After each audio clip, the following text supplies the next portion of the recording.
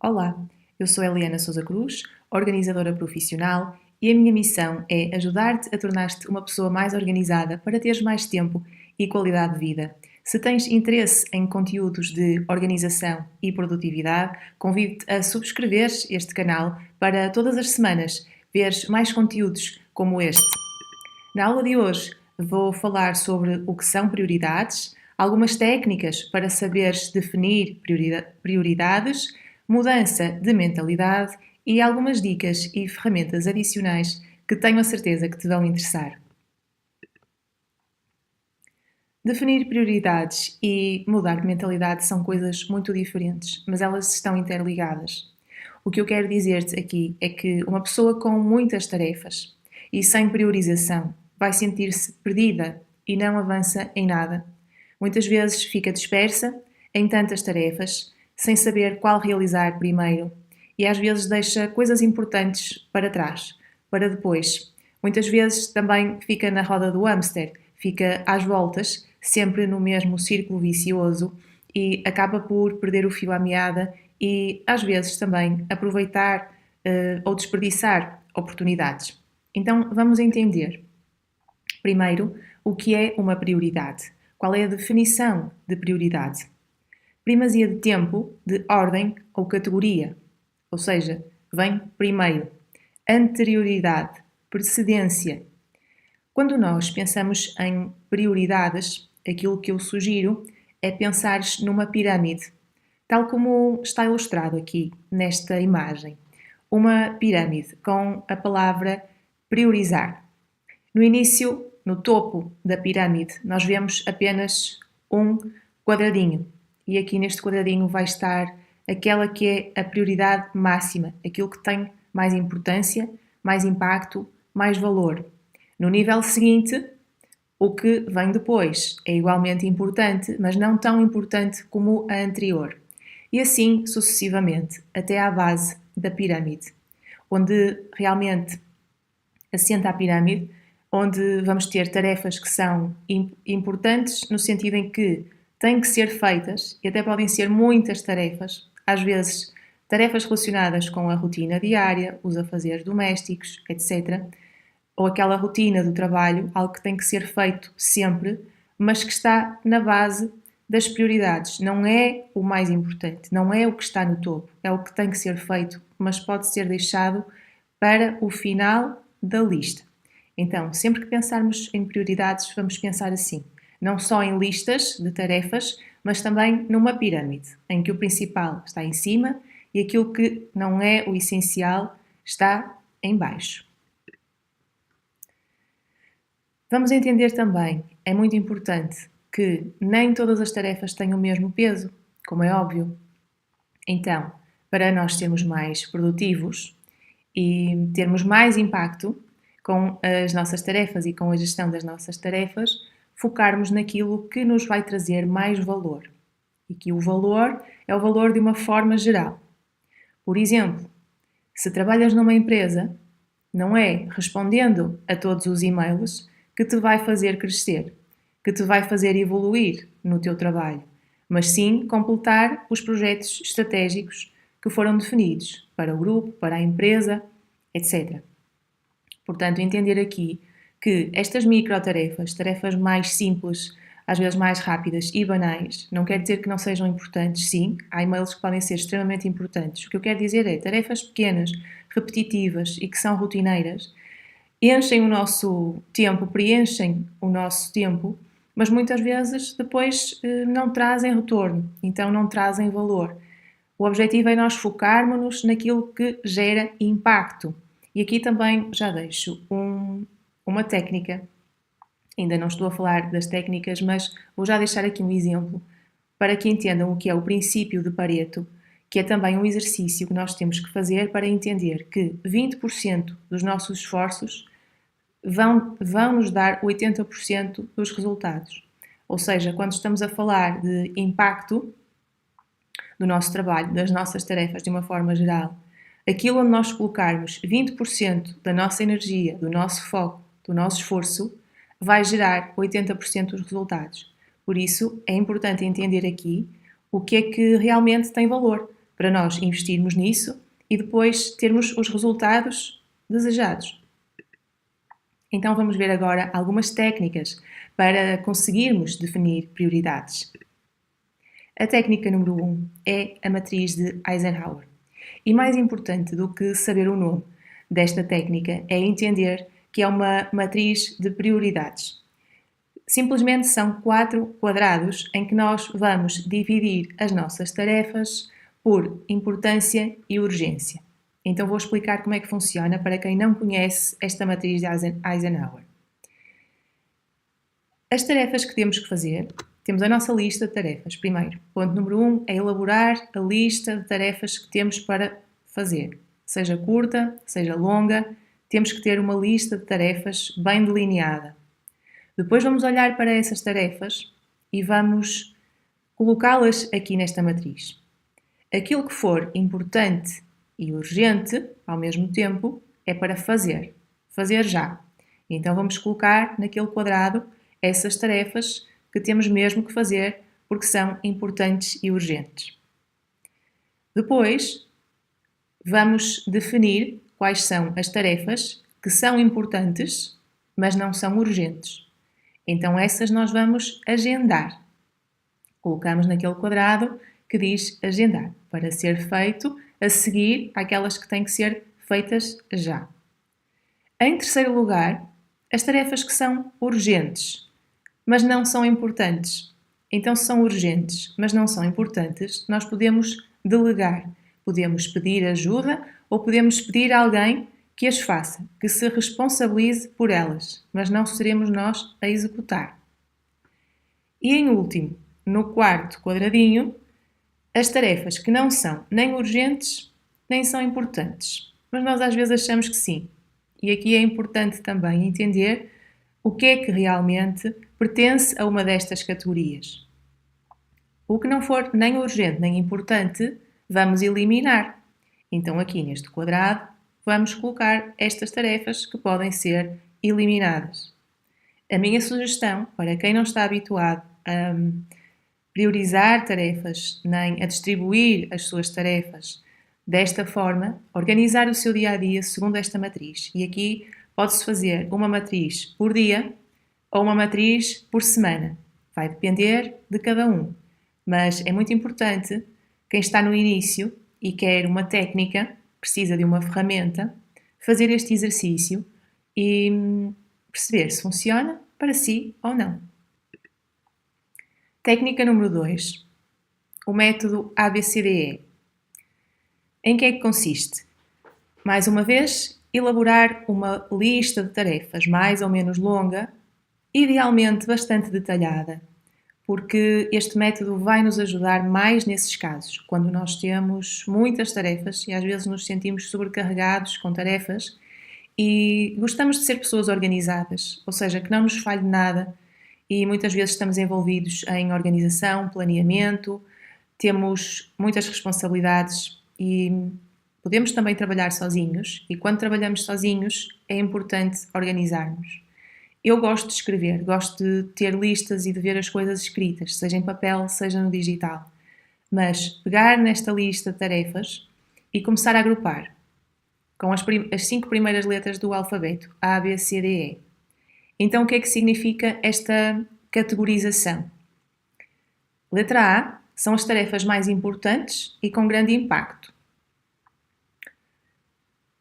A letra B são tarefas importantes, mas com menos impacto que aquelas que definimos para a letra A. Letra C serão tarefas de menor relevância. A letra D, aquilo que for delegável. Mais uma vez, aquilo que podemos não ser nós a fazer, a executar, mas que podemos pedir a outros para realizarem. E as tarefas da categoria E são para eliminar. Portanto, não são prioridade, não são urgentes, não causam impacto, não têm importância, então eu não vou fazer. Depois, dentro de cada categoria, nós vamos ter que ordená-las também. Como veem aqui, neste esquema ilustrativo, primeiro listar, depois agrupar ou categorizar e por fim ordenar.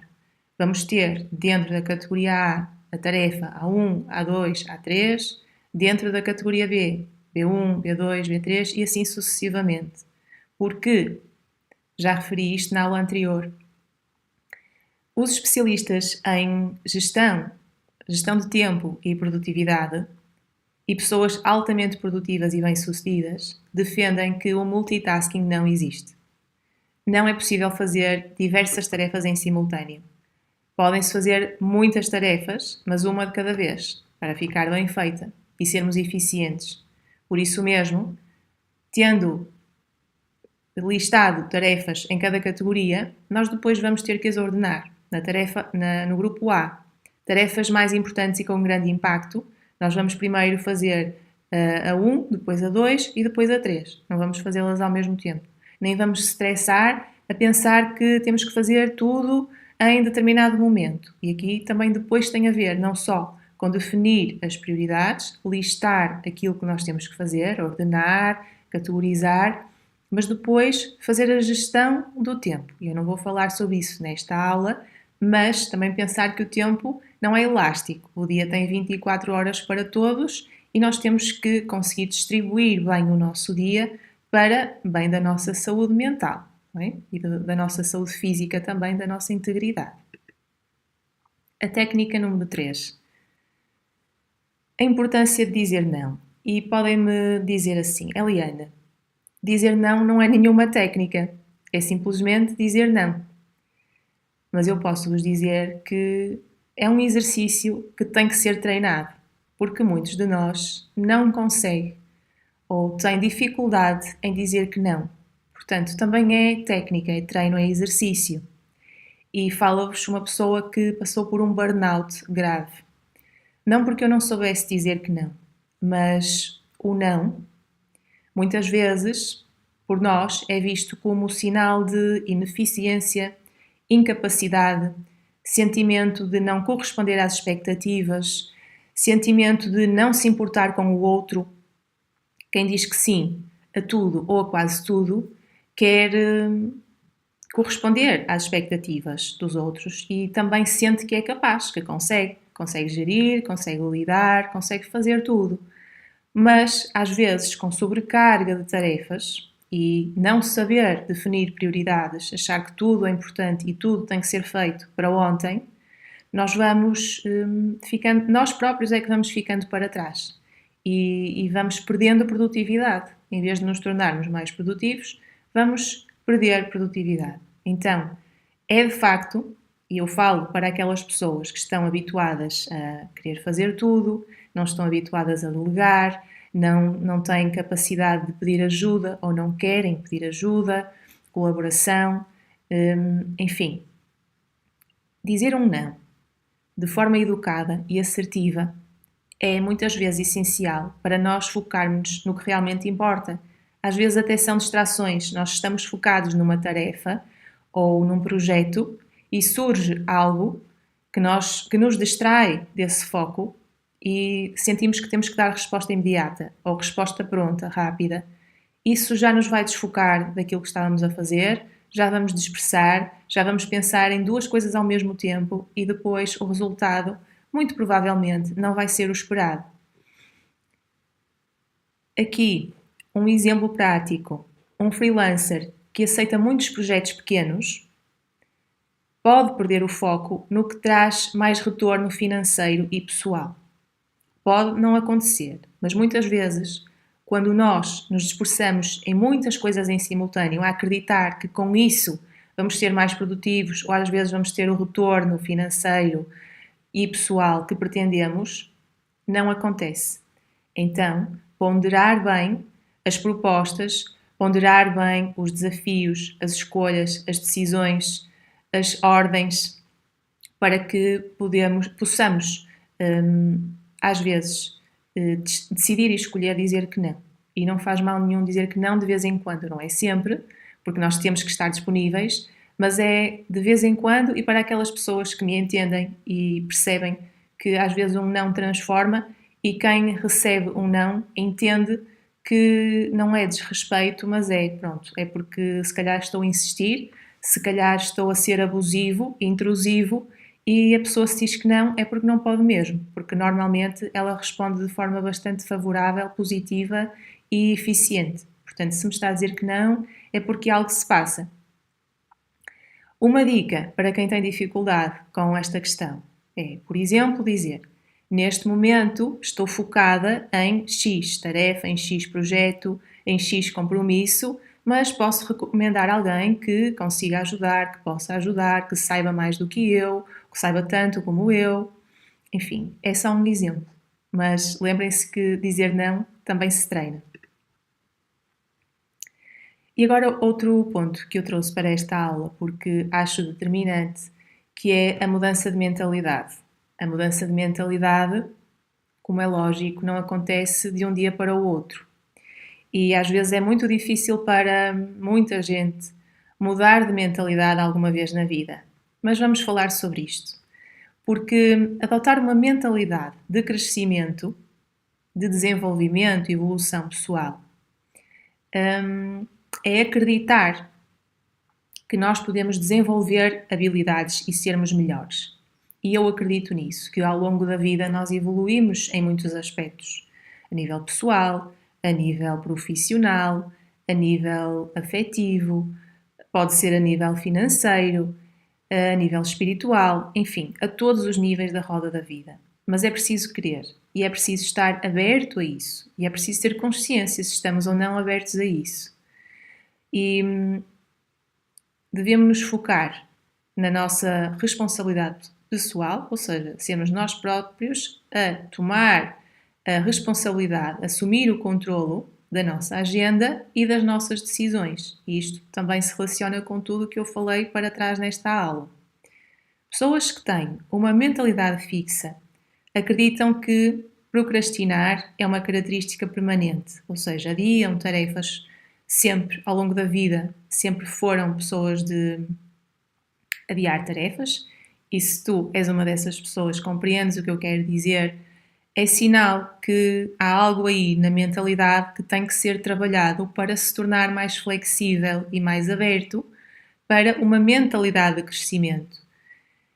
A mentalidade de crescimento permite-nos entender, acreditar que nós podemos mudar aquilo que somos ou os nossos hábitos com disciplina e muitas vezes com motivação externa. E é esse também o meu papel aqui, é fazer entender que todos podemos mudar, não acreditar que com a idade, com o envelhecimento, perdemos capacidades, habilidades, eficiência. Não, nós simplesmente modificamos-nos, mas o acumular de experiências dá-nos também muitos benefícios e muitas vezes também nos torna pessoas mais seguras, mais confiantes, mais tranquilas e a saber definir melhor as prioridades. Já sabemos muito bem aquilo que não nos interessa, aquilo que nos vai fazer perder tempo e não deixarmos de ser ambiciosos a nível pessoal, a todos os níveis, mas entendermos isso com outra relatividade. Alguns exercícios práticos para começarmos a mudar a mentalidade. Para aquelas pessoas que têm mais dificuldade com isto, vamos a alguns exercícios para colocarem em prática, nomeadamente as crenças, aquilo que se chama crenças limitantes, aquilo que nos limita e muitas vezes nem sequer temos essa consciência. Por que não pegar num papel e numa caneta e começar a escrever aquilo que muitas vezes nós dizemos repetidamente, sem ter consciência, mas aqueles que convivem connosco nos ouvem dizer e depois reparam e nos dizem: tu dizes que nunca tens tempo, eu não tenho tempo. Não tenho tempo. Se for uma frase recorrente na nossa vida, nós vamos escrever num papel e vamos substituí-las por crenças de crescimento. Ou seja, fazemos uma lista e vamos ressignificar, vamos reescrever as nossas crenças. Para quem está constantemente a dizer não tenho tempo para nada, não tenho, agora não posso, vou fazer isso depois, quem sabe depois farei um dia, não sei quando. Então, vamos mudar essa mentalidade, porque todos nós temos o mesmo tempo no dia, os mesmos dias na semana, no mês e no ano. Então, em vez de dizermos eu não tenho tempo, dizemos eu crio tempo para o que é importante. Então, o nosso tempo vai estar, o nosso foco vai estar naquilo que realmente é importante, porque isso é que vai gerar impacto, isso é que nos vai dar satisfação, isso é que nos vai dar o sentimento de dever cumprido. Em vez de nos estressar, que é aquilo que nós não queremos. Outra crença bastante comum é eu não sou bom o suficiente para conseguir. E aqui também tem a ver com todas as áreas da vida. Área profissional, área familiar, individual, área pessoal. Então vamos reescrever. Eu estou sempre a aprender e a melhorar. Dou o meu melhor e isso é o suficiente. Pensar que fazemos apenas aquilo que é possível é o início, é a base. E para quem passou por um burnout como eu e ficou durante alguns meses incapaz a nível intelectual e físico, eu pensei se alguma vez seria capaz de voltar ao que era, de ser a pessoa que eu era, altamente produtiva, trabalhadora, enérgica, enfim, porque senti essa grande mudança. Nunca pensei que não iria ser boa o suficiente para conseguir, não. Sempre tentei estar à altura dos desafios que a vida me colocou e tenho perfeita consciência que estou sempre a aprender e a melhorar. Mas quando eu estava a começar a recuperar do burnout e a começar a conseguir fazer algumas tarefas, já voltar a começar ao computador ou a ler alguns textos curtos, eu pensava assim: faço o básico e aquilo que eu consigo fazer já é bom. É pouco, mas é bom. E então isso já me deixava tranquila. Mais do que satisfeita, isso deixava-me tranquila. Fazer o essencial está feito, então eu posso relaxar, posso descansar. Porque não temos que dar sempre o máximo, não temos que estar sempre no nosso melhor. Homens e mulheres também são diferentes em termos de produtividade ao longo do dia, ao longo do mês, e há que aceitar isso. Nós não somos iguais e, portanto, começa pelo básico, começa a fazer o básico bem feito, fazer aquilo que é essencial e depois pensar, ok, este foi o meu melhor hoje e isso foi suficiente. Outro exercício que é muito interessante, muito importante e muito conhecido é a visualização de sucesso. Em que é que isto consiste? Consiste em nós visualizarmos as consequências positivas de organizarmos as prioridades e mudarmos a mentalidade. Ok, então vamos pensar. Se eu não estiver sempre ocupado, estou a desperdiçar o meu tempo.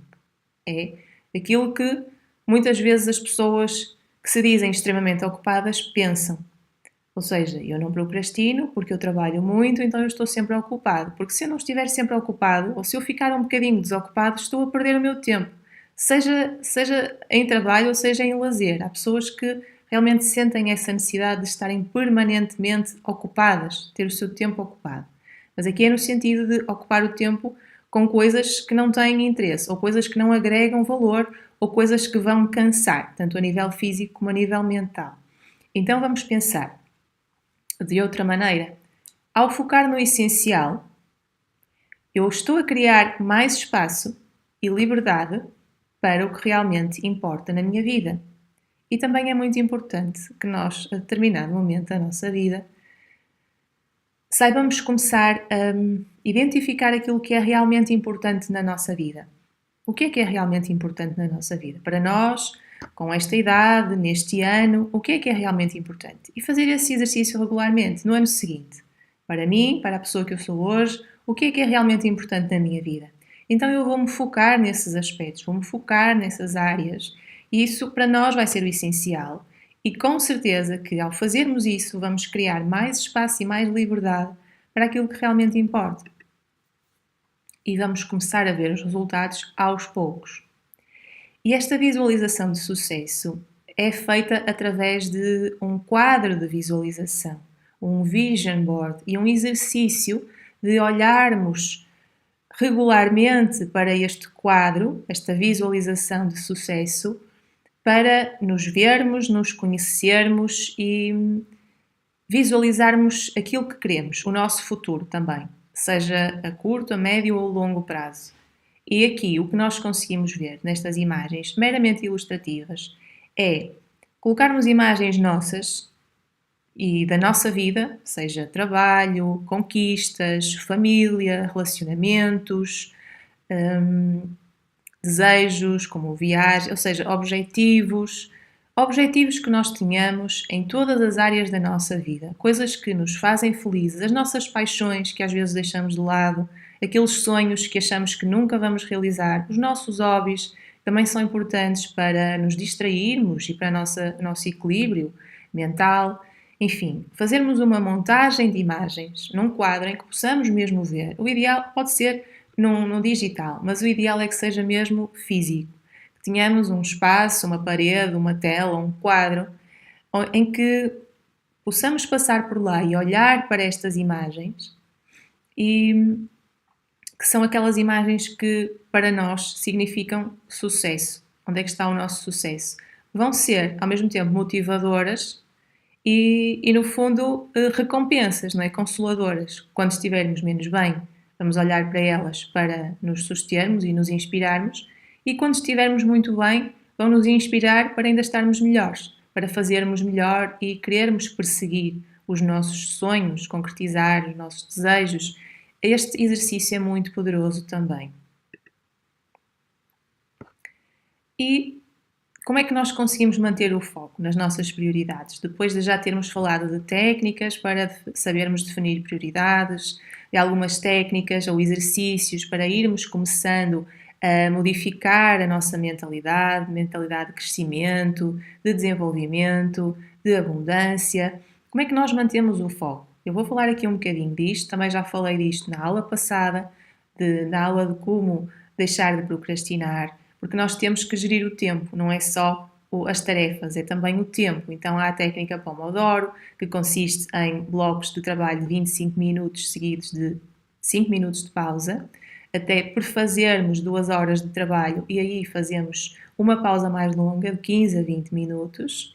Depois a regra dos 2 minutos, que consiste em pequenas tarefas que têm que ser concretizadas já, para nós não adiarmos, ou seja, se tenho um telefonema para fazer que não der resposta ou que ficou combinado, vou fazer já. Se recebi este e-mail ou está pendente, vou responder já. Se tenho que falar com alguém ou se tenho que arrumar o quarto, vou fazer já em 2 minutos. E depois, quando dermos por nós, já estamos mais do que 2 minutos a fazer certas tarefas e mantivemos ali o foco. Outro exercício também muito importante é rever as prioridades. Pode ser semanalmente ou pode ser noutro intervalo de tempo, mas semanalmente é um bom exemplo, um bom exercício. Rever as prioridades. Em cada semana, o que é que mudou? O que é que continua a ser importante? As semanas são idênticas? Se virmos que há semanas que vão mudar, que vão ser diferentes, ou meses que vão ser bastante diferentes, então vamos alinhar, vamos ajustar aqui as prioridades. Eu gosto de ter um calendário, um planner semanal. No meu caso, eu tenho em papel, mas há quem prefira o digital.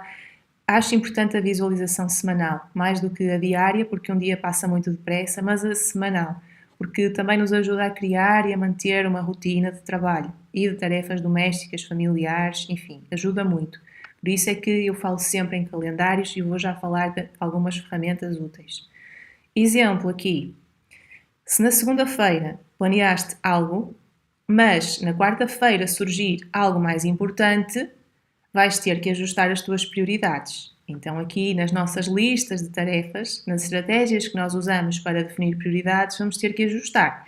E aí vai ter que haver também flexibilidade da nossa parte em deixar entrar estes imprevistos, que muitas vezes acontecem, para dar prioridade àquilo que for realmente prioritário. Então, para concluir esta aula, queria-vos deixar algumas ferramentas para ajudarem a definir prioridades.